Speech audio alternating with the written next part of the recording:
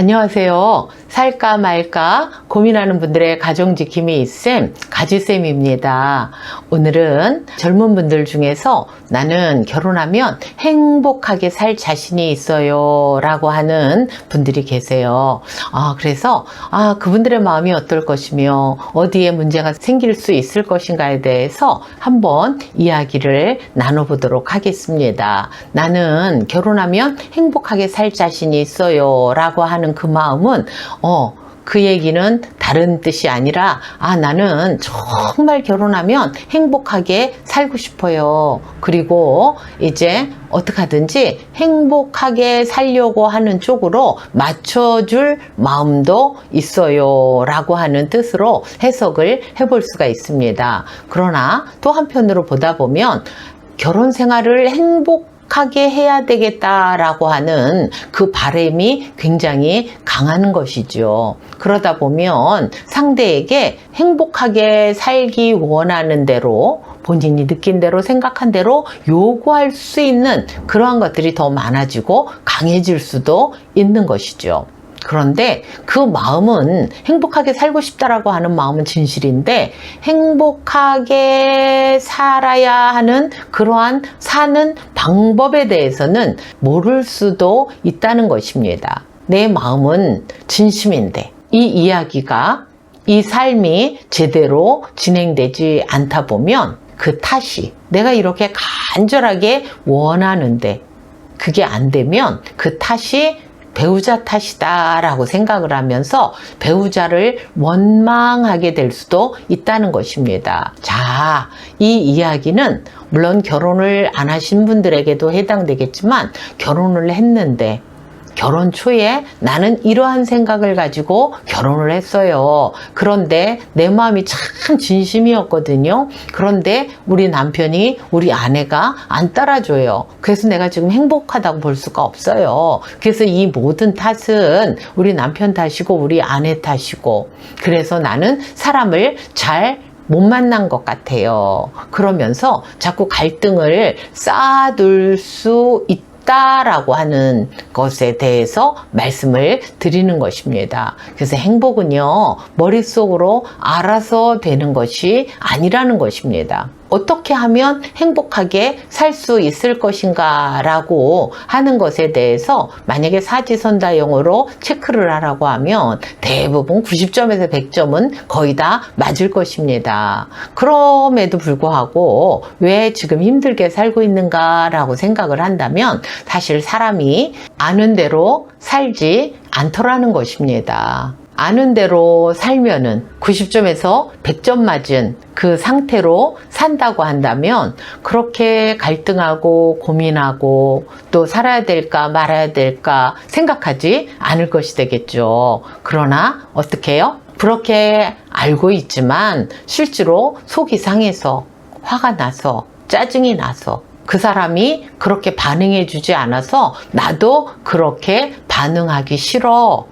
그래서 내가 그렇게 안 하는 것은 내 탓이 아니고 상대 탓이야 라고 하면서 그렇게 살지 않으려고 해서 생기는 문제일 수도 있는 것입니다. 제가 상담을 하면서 많이 느끼는 것 중에 하나가 있는데 그게 뭐냐 하면 그런 생각이 드는 거예요. 시골에서 어떤 젊은 청년이 경운기를 아버님한테 배워서 그죠?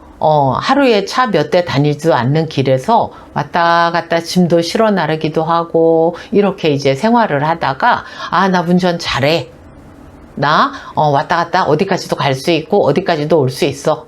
그리고 짐도 실어 나르기도 하고 나는 운전 잘해. 이렇게 생각을 하고 있다가 그 경운기를 끌고 예를 들어서 8차선 도로에 들어선 것 같다라고 제가 표현을 주로 합니다.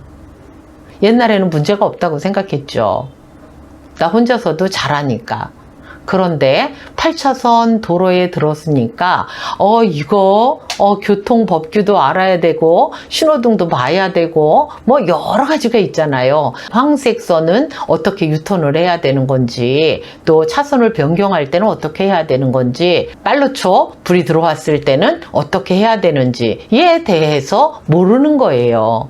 그러다 보니까 와가지고 우왕좌왕하게 되고 다른 차와 부딪히기도 하게 되고 또 사고가 나게도 되고 이런 일들이 바로 내가 안다고 생각했는데 사실 혼자 살면서 생활하는 거는 잘하겠죠. 그러나 결혼 생활에 대해서 구체적으로 이럴 때는 어떻게 해야 되는지에 대해서는 사실 모르는 경우들이 더 많은데 나는 할 수 있다고 생각하고 내 기준대로 상대가 움직여주지 않는다고 생각해서 생기는 것이 부부 문제가 아닌가 그런 생각을 해봅니다. 그래서 제가 정말 강력 추천하는 것은 결혼하기 전에 예비 부부교실이라든지 이런 데를 통해서 미리 지금 서로 성격이라든지 결혼 생활을 하면서 어떤 면들을 서로 합의를 보고 주의를 해야 되는지, 대화는 어떤 식으로 해야 되는지, 서로 과거의 아픔에 대해서는 어떻게 수용을 해줘야 되는지 라고 하는 부분들에 대해서, 또 경제적인 부분은 어떻게 할 것인지, 양가에 대해서는 어떻게 해야 될 것인지,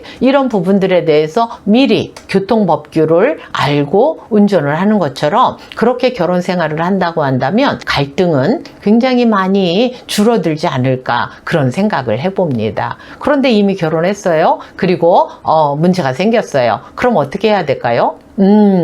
살까 말까 고민하다가 도저히 안 되겠다. 그리고 우리는 법원에 가자. 이렇게 생각하는 것보다는 여러분들이 학생이 공부하다가 이제 예를 들어서 어떤 과목, 수학이든지 영어든지 과학이든지 뭐 이런 부분에서 성적이 안 된다고 하면 이제 과외를 하듯이 여러분들이 어떤 상담소를 찾든지 어떤 교육을 받아서 이러한 부분들을 좀 뛰어넘으려고 한다고 한다면 여러분들이 정말로 행복하게 살 수 있지 않을까 그런 생각을 해봅니다. 나 결혼하면 행복하게 살 거야. 나 우리 부모님처럼 안 살 거야. 난 행복하게 살 자신이 있어. 이것만 가지고 행복하게 살 수 없다는 사실을 분명히 알게 되시기 바랍니다. 그런 마음은 누구에게나 다 있지만 구체적으로 그런 때 어떻게 해야 되는가라고 하는 그 어떻게 라고 하는 부분에 대해서 여러분들이 분명한 선을 알게 되고 그것에 대해서 여러분들이 서로 상의하는 것들 이런 부분들을 분명히 알게 된다고 한다면 여러분들의 남은 40년, 50년, 60년, 70년 또 그 이상의 삶을 살아갈 때 정말로 젊어서도 건강하고 행복하고 노후에도 건강하고 행복한 그러한 삶을 살게 될 것이라고 봅니다. 여러분 모쪼록 그런 삶 살게 되시기를 바랍니다. 감사합니다.